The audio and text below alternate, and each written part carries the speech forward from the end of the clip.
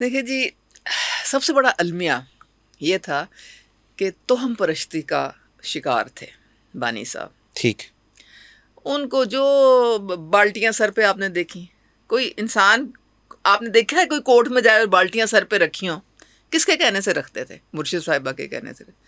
وہ کہتی تھی کہ تم مرچیں جلاؤ 17 کلو، تو مرچیں جلتی تھیں. وہ کہتی تھی کہ سریاں پھینکو جا کے قبرستان میں، تو وہ پھینکی جاتی تھیں. وہ کہتی تھی پہاڑ پہ چڑھ جاؤ، تو وہ پہاڑ پہ چڑھ جاتے تھے. وہ کہتی تھی کہ اس ڈیٹ سے پہلے میرے سے نکاح کر لو، چاہے وہ عدت میں بھی ہو، ورنہ تم پی ایم نہیں بنو گے. وہ یہ بھی کر لیتے تھے.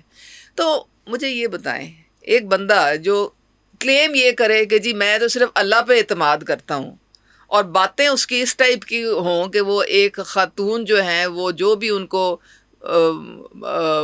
مطلب فضول ایک عجیب سا کوئی مشورہ دیں جو توہم پرستی کے زمرے میں وہ ان کے پیچھے لائی لگ بن جاتے ہیں. تو اس کا آپ کیا کر سکتے ہیں؟ یعنی پورا پاکستان جو ہے وہ ایک سپرسٹیشن پہ چل رہا تھا.